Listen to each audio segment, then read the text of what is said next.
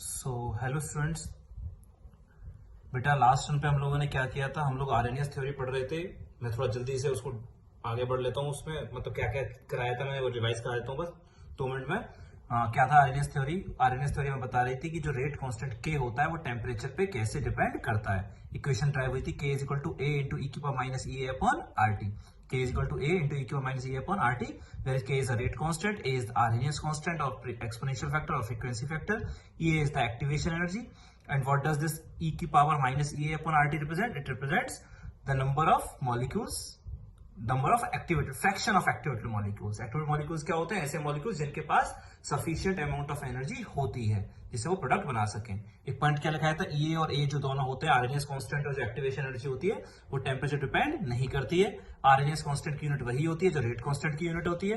Temperature बढ़ाने पर rate constant क्या होता है? बढ़ता है। ग्राफ बना लिया था और क्या बता देता, मैक्सिमम वैल्यू ये नहीं है कि जैसे जैसे टेम्परेचर बढ़ेगा के बढ़ेगा, के एक सर्टेन लिमिट तक ही बढ़ेगा। इनफिनाइट टेम्परेचर पर के की जो मैक्सिमम वैल्यू होगी वो आरएनएस कांस्टेंट ए के इक्वल होगी। ln के बराबर ln minus E upon RT. यहाँ से इक्वेशन आ गई थी, है ना, ये इक्वेशन आ गई थी। फिर मैंने एक इक्वेशन और ड्राइव कर दी थी, ln K two upon K one equal to E upon R 1 upon T one minus 1 upon T two, या log K two upon K one equal to E upon 2.33 R 1 upon T one minus 1 upon T two. ये सब चीजें equation आई थी बेटा, ठीक है। फिर उसके बाद मैंने ये भी बता दिया था जैसे जैसे टेम्परेचर बढ़ता है टेम्परेचर कॉफिशिएंट क्या होता है? घटता है। जैसे जैसे टेम्परेचर बढ़ता है टेम्परेचर कॉफिशिएंट की वैल्यू क्या होती है बेटा? डिक्रीज होती जाती है। ये सारी बातें हम लोग कर चुके थे, याद रखना है। और अगर कुछ नहीं दे रखा हो तो हम क्या मानते हैं कि हर 10 डिग्री टेम्परेचर बढ़ाने पर रिएक्शन का जो रेट है या रेट कांस्टेंट है वो कितना हो जाता है? डबल हो जाता है। रेट कांस्टेंट 2 टाइम्स हो जाता है। मतलब हम टेम्परेचर कॉफिशिएंट क्या मान के चलते हैं? अगर कुछ ना दे रखा हो तो 2 मान के चलते हैं। वरना हमें पता है जैसे जैसे टेम्परेचर बढ़ेगा K2 अपॉन K1 यानी टेम्परेचर कॉफिशिएंट की वैल्यू क्या होती जाती है? घटती चली जाती है, ठीक है। Temperature coefficient decreases on increasing temperature. Temperature बढ़ाने पर टेम्परेचर कॉफिशिएंट घटता है। यहां तक हम लोगों ने लास्ट टर्म पे करा था। हम अब लोग आगे बढ़ते हैं, ठीक है। अब क्या करना है हम लोग, अब अगला टॉपिक हम लोग स्टार्ट कर रहे हैं। तो अगला टॉपिक क्या है बेटा?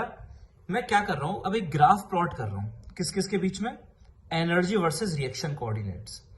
अब बेटा बहुत कॉन्सेप्चुअल लेक्चर होने वाला है आज का, तो और बहुत इंपॉर्टेंट भी है। न्यूमेरिकल्स बहुत ही ज्यादा आसान होंगे। इस जो टॉपिक मैं आज कराऊंगा न्यूमेरिकल्स बहुत आसान होंगे, डायरेक्टली फॉर्मूला बेस्ड होंगे। लेकिन होगा क्या कि कॉन्सेप्चुअल बेस्ड इस पे कॉन्सेप्चुअल बेस्ड क्वेश्चंस बहुत सारे आते हैं इसके ऊपर, इसलिए बहुत जरूरी लेक्चर है, ध्यान से सुनना, ठीक है। हम क्या कर रहे हैं, एनर्जी और रिएक्शन कोऑर्डिनेट्स के बीच में ग्राफ बना रहे हैं। अब कोई पूछेगा रिएक्शन कोऑर्डिनेट्स क्या होता है, तो रिएक्शन कोऑर्डिनेट्स की बात करें तो बेटा होता क्या है कि रिएक्शन कोऑर्डिनेट्स का मतलब बहुत सिंपल सा है कि भाई रिएक्शन में तुम्हारे पास है क्या क्या चीजें हैं तुम्हारे पास। तो शुरुआत में कौन होंगे बेटा? ऑब्वियसली शुरुआत में रिएक्शन के अंदर क्या रहता है? रिएक्टेंट रहता है। बीच में कुछ हो सकता है ट्रांजिशन स्टेट आती है या इंटरमीडिएट्स बनते हैं, और जब रिएक्शन खत्म हो जाती है तो क्या बन जाते हैं बेटा? प्रोडक्ट्स बन जाते हैं, सबको पता है, ठीक है। स्टार्टिंग में रिएक्टेंट होते हैं, बीच में ट्रांजिशन स्टेट आती है और बाद में क्या बन जाता है? प्रोडक्ट बन जाता है, ठीक है। ट्रांजिशन स्टेट का मतलब पता है तुम्हें क्या होता है? ट्रांजिशन स्टेट एक ऐसी स्टेट होती है जो रिएक्शन के बीच में कहीं बनती है और बहुत ही मोमेंट के लिए, बहुत ही एक कम मोमेंट के लिए बनती है। एक टेम्पररी स्टेट होती है कि भाई जैसे ही वो स्टेट आती है वो खत्म भी हो जाती है। रिएक्टेंट जब प्रोडक्ट बनता है ना तो बीच की स्टेट होती है, मतलब रिएक्टेंट ना वो रिएक्टेंट रहता है ना वो प्रोडक्ट रहता है, एक बीच की स्टेट होती है। और जैसे ही वो ट्रांजिशन स्टेट आती है क्या बन जाता है? प्रोडक्ट बन जाता है, ठीक है। तो अब बेटा होगा क्या, मैंने कल भी पिछले लेक्चर में बताया था तुम्हें कि जैसे जैसे रिएक्शन आगे बढ़ेगी, ये तो है नहीं कि रिएक्टेंट के मॉलिक्यूल्स आप अपने आप ही प्रोडक्ट बना देंगे। ये तो होगा नहीं कि भाई रिएक्टेंट के मॉलिक्यूल्स आप कुछ भी बिना आप कुछ करे प्रोडक्ट बनेगा, ठीक है। आज का क्या होता है, रिएक्टेंट के मॉलिक्यूल्स आपस में क्या करते हैं? कोलाइड करते हैं। आज के लेक्चर में वही पढ़ेंगे हम लोग, कोलिजन थ्योरी पढ़ेंगे कि रिएक्टेंट के मॉलिक्यूल्स आपस में कोलाइड करके प्रोडक्ट कैसे बनाते हैं। आज का लेक्चर वही है, ठीक है। तो थोड़ी सी हिंट तो मैंने दे दी थी कि भाई रिएक्टेंट के मॉलिक्यूल्स क्या बनाते हैं? प्रोडक्ट बनाएंगे। कैसे बनाएंगे बेटा प्रोडक्ट? रिएक्टेंट के मॉलिक्यूल्स प्रोडक्ट कैसे बनाएंगे? हाँ जी, रिएक्टेंट के जो मॉलिक्यूल्स होंगे वो प्रोडक्ट कैसे बना रहे होंगे? आपस में क्या करके? कोलिजन्स करके। आपस में क्या करके बेटा? कोलिजन्स करके वो क्या बना रहे होंगे? प्रोडक्ट्स बना रहे होंगे, ठीक है। अब बेटा होगा क्या, मैंने ये भी बताया था रिएक्टेंट के मॉलिक्यूल्स के पास कुछ ना कुछ क्या होती है? एनर्जी होती है। रिएक्टेंट के मॉलिक्यूल्स के पास कुछ ना कुछ एनर्जी होती है। तो मैं उस एनर्जी के बीच में और रिएक्शन में अभी हमारे पास क्या प्रेजेंट है, क्या रिएक्टेंट प्रेजेंट है या प्रोडक्ट प्रेजेंट है, उनके बीच में ग्राफ प्लॉट कर रहा हूं, ठीक है बेटा। क्लियर है कि करना क्या चाह रहे हैं हम लोग एक ग्राफ प्लॉट करना चाह रहे हैं, किस किस के बीच में, एनर्जी वर्सेस रिएक्शन कोऑर्डिनेट्स के बीच में, ठीक है। तो मान लिया रिएक्टेंट के पास इतनी एनर्जी है, यहां पर रिएक्टेंट के मॉलिक्यूल्स है और उनके पास इतनी एनर्जी है, ये तो हो गया रिएक्टेंट और उसके पास इतनी एनर्जी है, ठीक है। अब क्या होगा, मैंने तुम्हें क्या बताया था कि भाई रिएक्टेंट के मॉलिक्यूल्स के पास एक सफिशिएंट अमाउंट ऑफ एनर्जी होनी चाहिए, तभी वो क्या बना सकते हैं, प्रोडक्ट बना सकते हैं। रिएक्टेंट मॉलिक्यूल्स के पास एक मिनिमम एनर्जी होनी चाहिए, तभी वो क्या बना सकते हैं, प्रोडक्ट बना सकते हैं। जैसे मान लिया रिएक्टेंट के मॉलिक्यूल्स के पास एनर्जी है 40 किलो जूल, अभी रिएक्टेंट के मॉलिक्यूल्स के पास कितनी एनर्जी है, 40 किलो जूल, और मैंने बोल दिया कि भाई रिएक्टेंट से अगर प्रोडक्ट बनाना है तो उनके पास करीब कम से कम 100 किलो जूल एनर्जी तो होनी चाहिए। रिएक्टेंट से अगर प्रोडक्ट बनाना है तो उनके पास एनर्जी कितनी होनी चाहिए, कम से कम 100 किलो जूल तो होनी चाहिए, तभी वो प्रोडक्ट बना सकते हैं। तो वो जो 100 मिनिमम एनर्जी है, उस एनर्जी को बोलते हैं थ्रेशोल्ड एनर्जी। उस एनर्जी को क्या बोलते हैं हम लोग, थ्रेशोल्ड एनर्जी, ये लिखा है थ्रेशोल्ड एनर्जी, ठीक है। ये वो मिनिमम एनर्जी है जो रिएक्टेंट मॉलिक्यूल्स के पास होनी ही चाहिए, तभी क्या बन सकता है, प्रोडक्ट बन सकता है। रिएक्टेंट मॉलिक्यूल्स के पास इतनी एनर्जी तो होनी ही चाहिए, तभी क्या बन पाएगा, प्रोडक्ट बन पाएगा, ठीक है बेटा। रिएक्टेंट मॉलिक्यूल्स के पास इतनी एनर्जी तो होनी चाहिए, तभी क्या बन सकता है, प्रोडक्ट बन सकता है। उस एनर्जी को क्या बोलते हैं, थ्रेशोल्ड एनर्जी, ठीक है। मान लिया रिएक्टेंट के पास एनर्जी है 40 किलो जूल और थ्रेशोल्ड एनर्जी है 100 किलो जूल, ठीक है। तो हमें क्या करना पड़ेगा, भाई एनर्जी है 40 और प्रोडक्ट बनाने के लिए कितनी चाहिए, कम से कम 100, तो हमें बाहर से एनर्जी देनी पड़ेगी। तो हमने क्या करा, उनकी एनर्जी बढ़ा दी, रिएक्टेंट मॉलिक्यूल्स की एनर्जी क्या कर दी, बढ़ा दी, तो एनर्जी बढ़ती चली गई, बढ़ती चली गई, बढ़ती चली गई, ठीक है। एक बीच में क्या आएगी, ट्रांजिशन स्टेट आएगी। क्या आएगी बीच में बेटा, एक ट्रांजिशन स्टेट, बीच में एक बनेगी ट्रांजिशन स्टेट। ट्रांजिशन स्टेट क्या होती है, वो स्टेट जो बहुत ही अनस्टेबल होती है। रिएक्टेंट से जब प्रोडक्ट बनता है, तुमने ऑर्गेनिक तो पढ़ ही रहे हो तुम, तो ऑर्गेनिक में हम लोग क्या करते हैं, बीच में एक स्टेट आती है जो रिएक्टेंट से प्रोडक्ट बनाते हैं, क्या बनती है, ट्रांजिशन स्टेट बनती है, ठीक है। ये कौन सी स्टेट होती है, ये बहुत ही अनस्टेबल स्टेट होती है।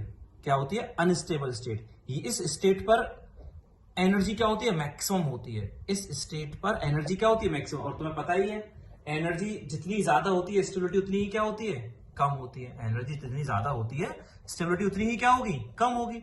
तो जैसे ही रिएक्टेंट मॉलिक्यूल्स की तुमने एनर्जी बढ़ाई बढ़ाई बढ़ाई और किसके बराबर पहुंचा दी, थ्रेशोल्ड एनर्जी के बराबर, मतलब यहां मैक्सिमम पहुंचा दी, जिस स्टेट को क्या बोलते हैं हम, ट्रांजिशन स्टेट। अब इस स्टेट पे क्या है, सिस्टम बहुत ही ज्यादा अनस्टेबल है। इस स्टेट पर एनर्जी सबसे ज्यादा है और सिस्टम सबसे ज्यादा अनस्टेबल है। तो जैसे ही एनर्जी इतनी ज्यादा होगी, वो सिस्टम क्या करेगा, एनर्जी लूज करता जाएगा। क्या कर देगा, एनर्जी लूज करेगा। एनर्जी लूज करेगा तो एनर्जी क्या होती जाएगी, कम होती चली जाएगी। रिएक्टेंट की मॉलिक्यूल्स बढ़ाई बढ़ाई एनर्जी बढ़ाई और एक क्या आई, ट्रांजिशन स्टेट आई। ट्रांजिशन स्टेट का मतलब इस स्टेट पर एनर्जी क्या है, सबसे ज्यादा है, मतलब सिस्टम सबसे ज्यादा अनस्टेबल है, तो वो एनर्जी लूज करेगा और क्या बना देगा, प्रोडक्ट बना देगा। क्या बना देगा, प्रोडक्ट बन जाएगा, ठीक है। ध्यान से समझना बेटा, बहुत सिंपल सी चीज है और बहुत इंपॉर्टेंट भी है, ठीक है। बहुत जरूरी भी है और बहुत इंपॉर्टेंट भी है और बहुत इजी भी है, कोई दिक्कत नहीं आ रही है ना। सिंपल सी बात है, रिएक्टेंट के मॉलिक्यूल्स के पास कुछ एनर्जी थी, ये रही, लेकिन रिएक्टेंट को से प्रोडक्ट बनाने के लिए इतनी एनर्जी सफिशिएंट नहीं है। हमें मिनिमम एनर्जी मान लिया है उनके पास सिर्फ अभी कितनी, 40, और चाहिए कम से कम कितनी, 100। तो हमने क्या कर दी, और वो 100 क्या हो जाएगी, थ्रेशोल्ड एनर्जी की, कम से कम इतनी एनर्जी तो होनी चाहिए। तो थ्रेशोल्ड एनर्जी वो एनर्जी है, जो वो मिनिमम एनर्जी है जो रिएक्टेंट मॉलिक्यूल्स के पास होनी ही चाहिए, तभी प्रोडक्ट बन सकते हैं। अगर नहीं है तो हमें क्या करना पड़ता है, एनर्जी देनी पड़ती है। तो देते चले गए। एक समय ऐसा है जब सिस्टम की एनर्जी क्या हो गई, सबसे ज्यादा हो गई। सिस्टम की एनर्जी सबसे ज्यादा हो गई, इसका मतलब सिस्टम वहां क्या हो गया, सबसे ज्यादा अनस्टेबल हो गया। इस स्टेट को क्या कहा जाता है, ट्रांजिशन स्टेट। जैसे ये स्टेट आती है तो सिस्टम इतना ज्यादा अनस्टेबल हो जाता है, तो ये सिस्टम क्या करता है, एनर्जी लूज करने लग जाता है। लूज करते करते करते वो क्या बना देता है, प्रोडक्ट बना देता है, ठीक है। ये रिएक्टेंट हो गया, ये प्रोडक्ट हो गया, ठीक है। तो रिएक्टेंट के पास एनर्जी इतनी थी और होनी इतनी चाहिए थी, तो हमें क्या करना पड़ा, कितनी एनर्जी देनी पड़ी, यहां से लेके यहां तक की एनर्जी हमें क्या करनी पड़ी, देनी पड़ी। इसका मतलब क्या, मान लिया फॉर एग्जांपल रिएक्टेंट के पास एनर्जी है कितनी, 40। कितनी है एनर्जी, होगी 40, और थ्रेशोल्ड एनर्जी है 100, मतलब 100 होनी चाहिए और है कितनी, 40। तो तुम्हें ऊपर से तुम्हें एक्स्ट्रा कितनी एनर्जी और देनी पड़ेगी, 60 जूल एनर्जी और देनी पड़ेगी।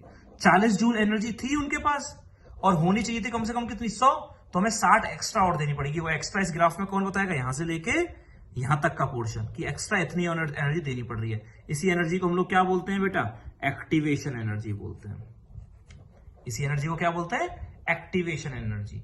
एक्टिवेशन एनर्जी, मैं इसकी डेफिनेशन अभी दिखाऊंगा। एक्टिवेशन एनर्जी का मतलब क्या है? जो एक्स्ट्रा एनर्जी तुम्हें बाहर से और देनी पड़ती है। समझ गए दोनों में डिफरेंस, थ्रेशोल्ड एनर्जी में और एक्टिवेशन एनर्जी में।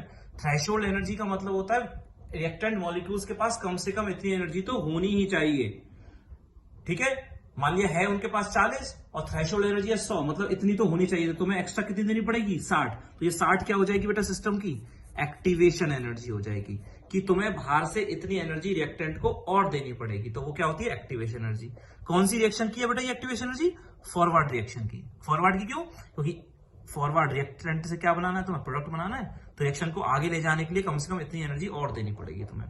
अगर रिएक्टेंट से प्रोडक्ट बनाना है तो इतनी एनर्जी और देनी पड़ेगी, इसलिए इसे क्या बोल रहे हैं हम लोग? Activation energy of forward reaction. Forward में भगाने के लिए रिएक्शन को इतनी एनर्जी और देनी पड़ेगी। रिप्रेजेंट किससे कर रहा हूं बेटा मैं इसको? EAF से रिप्रेजेंट कर रहा हूं। किससे रिप्रेजेंट कर रहा हूं?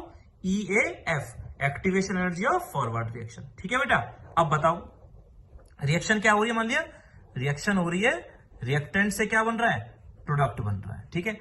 अब ये बताओ अगर इस रिएक्शन को उल्टा लेके जाना है, मतलब प्रोडक्ट से क्या बनाना है? रिएक्टेंट, मतलब ए से बी बन रहा है। तो अगर ए से बी बनाना है तो कितनी एक्टिवेशन एनर्जी देनी पड़ेगी? इतनी देनी पड़ेगी। लेकिन अगर रिएक्शन को पीछे भगाना है, मतलब बी से ए बनाना है, पी से आर बनाना है, अगर तुम्हें क्या बनाना है? पी से आर बनाना है, तो प्रोडक्ट के पास कितनी एनर्जी है बेटा? इतनी एनर्जी है। प्रोडक्ट के पास इतनी एनर्जी है, ठीक है। और होनी कितनी चाहिए? थ्रेशोल्ड एनर्जी कितनी है? वो इतनी है। प्रोडक्ट के पास एनर्जी इतनी है और रिएक्शन को आगे या पीछे भगाने के लिए एनर्जी होनी कितनी चाहिए? ट्रांजिशन स्टेट के लिए एनर्जी कितनी चाहिए? इतनी चाहिए। तो इतनी एनर्जी हमें एक्स्ट्रा और देनी पड़ेगी। मान लिया प्रोडक्ट की एनर्जी ये है और थ्रेशोल्ड एनर्जी तो यही है। थ्रेशोल्ड एनर्जी का मतलब क्या है? कि कम से कम इतनी एनर्जी तो होनी ही चाहिए थी। तो तुम्हें एक्स्ट्रा क्या करना पड़ेगा? यहां से यहां तक की एनर्जी क्या करनी पड़ेगी? देनी पड़ेगी। तो इस एनर्जी को ही क्या बोलेंगे हम लोग? एक्टिवेशन एनर्जी बोलेंगे। लेकिन ये किस रिएक्शन की एक्टिवेशन एनर्जी है? बैकवर्ड रिएक्शन की। मतलब रिएक्शन को अगर बैकवर्ड भेजना है, मतलब प्रोडक्ट से अगर पी से आर बनाना है तो इतनी एक्स्ट्रा एनर्जी और देनी पड़ेगी, यहां से लेके यहां तक की, यहां से लेके यहां तक की एनर्जी और देनी पड़ेगी। तो ये क्या होगी? अपनी activation energy of backward reaction. समझ गए बेटा? तो activation energy of forward reaction ये रही, यहां से लेके यहां तक, और यहां से लेके यहां तक क्या होगी? Activation energy of backward reaction. ठीक है। अब ये बताओ, मैंने ये लिखा है, ये जो ग्राफ बनाया है वो ग्राफ बनाया है फॉर एंडोथर्मिक रिएक्शन। किसके लिए बनाया है? एंडोथर्मिक रिएक्शन के लिए बनाया है। अब एंडोथर्मिक रिएक्शन क्या होती है? ऐसी रिएक्शन जिनमें एनर्जी हमें क्या करनी पड़ती है? बाहर से देनी पड़ती है। अच्छा ये बताओ, किसी भी रिएक्शन का डेल्टा एच कैसे निकालोगे? किसी भी रिएक्शन का डेल्टा एच कैसे निकालोगे? Energy of product minus energy of reactant.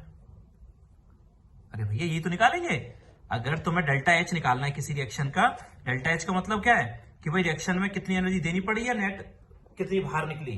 अब तुम्हें मान लिया देनी भी पड़ रही है और बाहर भी निकल रही है, तो क्या होगा? अच्छा बताओ, एक रिएक्शन में 100 किलो जूल एनर्जी तो तुमने दी और निकल गई 40। देनी पड़ी 100 और निकली 40, तो ओवरऑल देनी ही तो पड़ी कितनी? 60 kilo joule. 100 kilo joule energy देनी पड़ी और निकल गई 40, तो ओवरऑल क्या हुआ? 60 किलो जूल एनर्जी देनी पड़ी। रिएक्शन कैसी हुई? एंडोथर्मिक। अगर उल्टा हो जाता ये कि भाई 40 किलो जूल देनी पड़ रही है और 60 किलो जूल निकल रही है, 40 किलो जूल देनी पड़ रही है और 60 किलो जूल निकल रही है, सॉरी 40 किलो जूल देनी पड़ रही है और 100 किलो जूल निकल रही है, तो ओवरऑल कितनी एनर्जी निकल रही है? 60 किलो जूल तो निकल रही है। 40 किलो जूल देनी पड़ रही है और 100 निकल रही है, तो 60 किलो जूल ओवरऑल निकली है। रिएक्शन कैसी हो जाएगी? एक्सोथर्मिक। ठीक है भाई। रिएक्टेंट के पास कितनी एनर्जी है और प्रोडक्ट के पास कितनी एनर्जी है?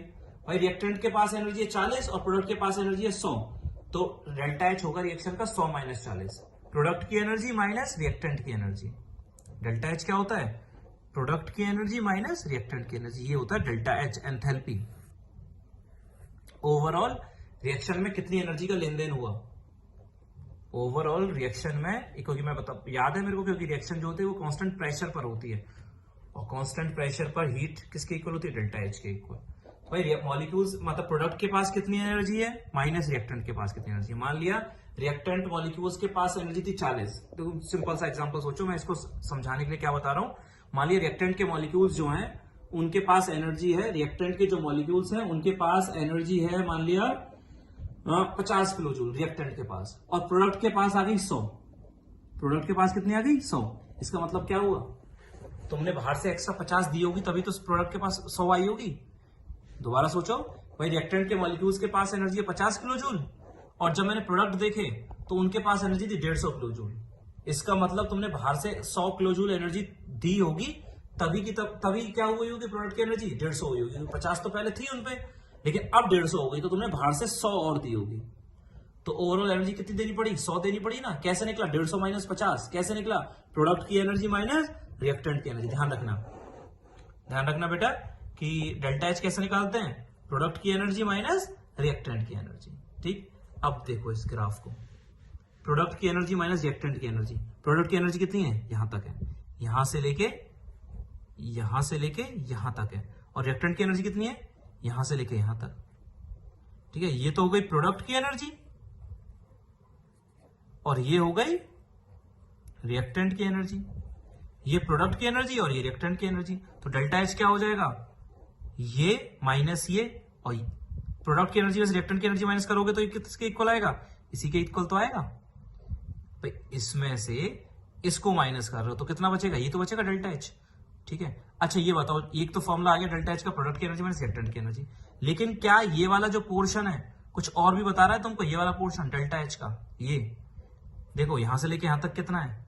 EAF। यहां से लेके यहां तक कितना है? EAF। और यहां से लेके यहां तक कितना है? EAB। तो ये कितना बचेगा बेटा? यहां से लेके यहां तक है EAF, और यहां से लेके यहां तक है EAB। तो ये कितना बचेगा बेटा? इसमें से यहां से लेके यहां तक में से यहां से लेके यहां तक को माइनस कर दो तो यही बचेगा डेल्टा एच का। डेल्टा एच का फॉर्मूला क्या आ जाएगा बेटा? डेल्टा एच का फॉर्मूला आ जाएगा EAF minus EAB। Delta H का फॉर्मूला आ जाएगा बेटा activation energy of forward reaction minus activation energy of backward reaction. इस एनर्जी में से इस एनर्जी को माइनस कर दो तो ये डेल्टा यही बचेगा बेटा, ये वाला बचेगा। इसमें से इसको अगर माइनस करोगे तो क्या बचेगा? ये बचेगा। और ये क्या? डेल्टा एच के बराबर था। प्रोडक्ट की एनर्जी माइनस रिएक्टेंट की एनर्जी, वो किसके इक्वल आया? EAF माइनस EAB के इक्वल भी आया। तो बेटा बहुत जरूरी है ये फॉर्मूला, मेंस वाले छोटे मोटे एग्जाम्स में ये फॉर्मूला काम में आता है बहुत। डेल्टा एच बराबर EAF minus EAB, activation energy of forward reaction minus activation energy of backward reaction, है ना। होता क्या है भाई, वो क्या दे देता है? वो रिएक्शन का डेल्टा एच दे देता है, फॉरवर्ड रिएक्शन की एक्टिवेशन एनर्जी दे देता है, और पूछ लेता है बैकवर्ड की कितनी होगी। या हो सकता है वो फॉरवर्ड रिएक्शन की एक्टिवेशन एनर्जी दे देता है, बैकवर्ड की एक्टिवेशन एनर्जी दे देता है ना। और सवाल में कुछ ऐसा सवाल बनाता है जिसमें डेल्टा एच का काम, डेल्टा एच की जरूरत पड़ती है, तो इनडायरेक्टली उसने ये दोनों देके क्या दे दिए? डेल्टा एच दे दिया है। ठीक है, तो ध्यान रखना डेल्टा एच बराबर EAF minus EAB, activation energy of forward reaction minus activation energy of backward reaction. Activation energy होता क्या है कि तुम बाहर से और कितनी एनर्जी दे रहे हो। थ्रेशोल्ड एनर्जी क्या है कि कम से कम कितनी एनर्जी रिएक्टेंट मॉलिक्यूल्स के पास होनी चाहिए। ठीक है, तो बेटा ये ग्राफ आप बताओ। अब ये बताओ, फॉरवर्ड की एक्टिवेशन एनर्जी यहां से यहां तक है, और बैकवर्ड की इतनी है, तो EAF बड़ा आएगा या EAB बड़ा आएगा?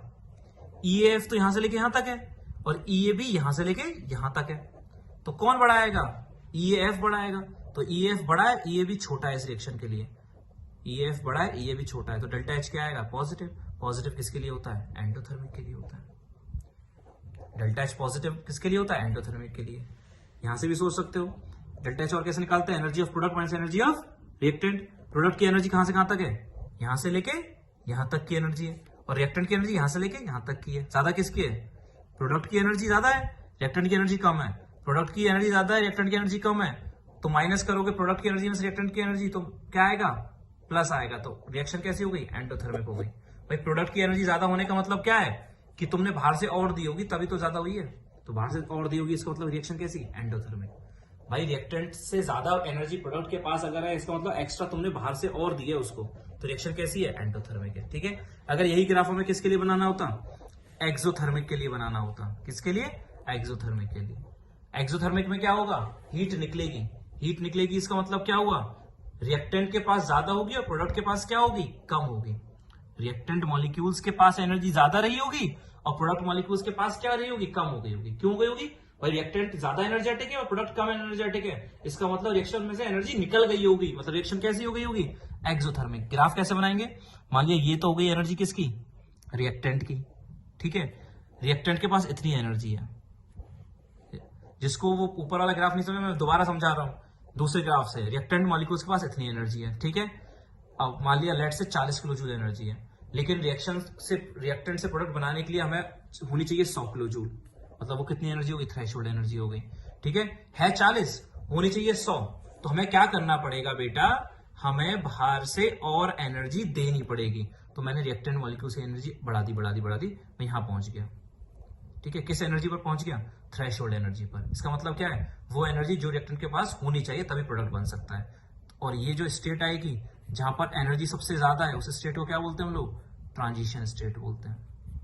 क्या बोलते हैं, ये बहुत ही एक ऐसी स्टेट है जो रिएक्टेंट से प्रोडक्ट के बनने के बीच में बनती है, और ये बहुत ही ज्यादा अनस्टेबल स्टेट होती है।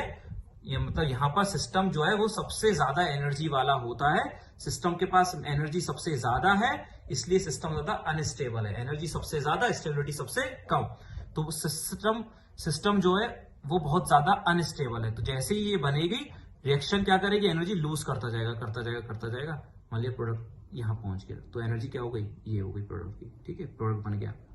अब बताओ, रिएक्टेंट के पास एनर्जी क्या दिख रही है, ज्यादा दिख रही है, प्रोडक्ट के पास एनर्जी क्या दिख रही है, कम दिख रही है। तो रिएक्शन कैसी हुई, रिएक्टेंट के पास एनर्जी ज्यादा है, प्रोडक्ट के पास एनर्जी क्या है, कम है, मतलब रिएक्शन कैसी है, एक्सोथर्मिक। अब बताओ, ये तो एनर्जी हो गई रिएक्टेंट के पास वाली, ये एनर्जी कम से कम होनी चाहिए थी, जिसे क्या बोल रहा मैं, क्या लिख दिया मैंने शॉर्ट फॉर्म में, ईटी मतलब थ्रेशोल्ड एनर्जी है, इतनी होनी चाहिए इतनी। तो तुम्हें एक्स्ट्रा यहां से यहां से लेके यहां तक की एनर्जी क्या करनी पड़ी है, और देनी पड़ी है। इस एनर्जी को क्या बोलेंगे, एक्टिवेशन एनर्जी, किसकी, फॉरवर्ड रिएक्शन की, मतलब रिएक्टेंट से प्रोडक्ट बनाना है तो, ठीक है।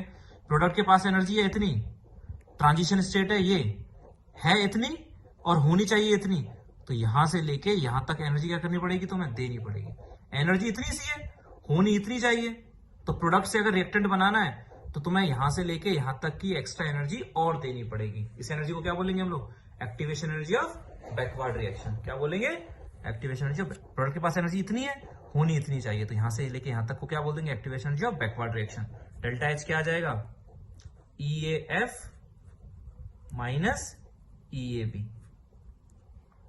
डेल्टा एच बराबर आ जाएगा EAF माइनस EAB, ठीक है। Delta H is equal to EAF minus EAB। Delta H is activation energy of forward reaction minus activation energy of backward reaction. तो मैंने बेटा ये दोनों ग्राफ समझा दिए तुम्हें, फॉर एंडोथर्मिक का भी और ये एक्सोथर्मिक का भी। सिंपल सा कॉन्सेप्ट था, कुछ नहीं था। रिएक्टेंट के पास कुछ एनर्जी है, हमने कुछ एनर्जी लेकिन होनी चाहिए थी ज्यादा, तो हमने क्या करा, और एनर्जी बढ़ाई। कैसे बढ़ाई, उसको और देके कैसे दी, और जो दी उसे क्या बोला, एक्टिवेशन एनर्जी, ठीक है। फॉरवर्ड की भी बैकवर्ड की भी। डेल्टा एच कैसे निकालते हैं, activation energy of forward reaction minus activation energy of backward reaction, ये करो, ठीक है। आगे बढ़ते हैं। अब ये जो एक्टिवेशन एनर्जी और ये सारी बातें हम लोग कर रहे हैं ना, अब इसको डेफिनेशन देख लेते हैं सबकी। दोनों की मैंने डेफिनेशन लिख दी है, जिससे तुम अपनी कॉपी में नोट कर सको, ठीक। थ्रेशोल्ड एनर्जी सबसे पहले किसकी डेफिनेशन, सबसे पहले डेफिनेशन है बेटा एक्टिवेशन एनर्जी की। पहली डेफिनेशन है एक्टिवेशन एनर्जी। क्या था मतलब तो तुम्हें पता होगा। क्या मतलब था बेटा, कि भाई रिएक्टेंट मॉलिक्यूल्स के पास मान लिया एनर्जी है 50 और चाहिए उनको कितनी एनर्जी, रिएक्टेंट से प्रोडक्ट बनाने के लिए 150, तो तुम्हें क्या करना पड़ेगा, है एनर्जी उनके पास कितनी, 100 एनर्जी है उनके पास कितनी, 100 किलो जूल, और होनी चाहिए थी उनके पास 300 किलो जूल, तभी प्रोडक्ट बन सकता है। तो तुम्हें क्या करना पड़ेगा, बाहर से 200 किलो जूल एनर्जी और देनी पड़ेगी। उसी एनर्जी को हम लोग क्या बोलते हैं, एक्टिवेशन एनर्जी। डेफिनेशन क्या है, बोर्ड में आएगा लिखने के लिए, it is the extra energy which must be provided to the reactant molecule so that a product can be formed. तो ये वो एक्स्ट्रा एनर्जी है जो हमें रिएक्टेंट को देनी ही पड़ेगी, तभी प्रोडक्ट बन सकता है। इतनी एनर्जी और देनी पड़ेगी, तभी रिएक्टेंट से क्या बन सकता है, प्रोडक्ट बन सकता है, ठीक है बेटा। दूसरी डेफिनेशन है बेटा हमारी थ्रेशोल्ड एनर्जी की। उसकी थ्रेशोल्ड एनर्जी ये क्या होती है बेटा, for a reaction to take place the reactant molecule. अब जो थ्रेशोल्ड एनर्जी याद है ना तुम्हें, मैंने अब लिखा दिया है क्या थ्रेशोल्ड एनर्जी। थ्रेशोल्ड एनर्जी वो एनर्जी है जो रिएक्टेंट मॉलिक्यूल्स के पास होनी ही चाहिए, तभी रिएक्टेंट से क्या बन सकता है, प्रोडक्ट बन सकता है।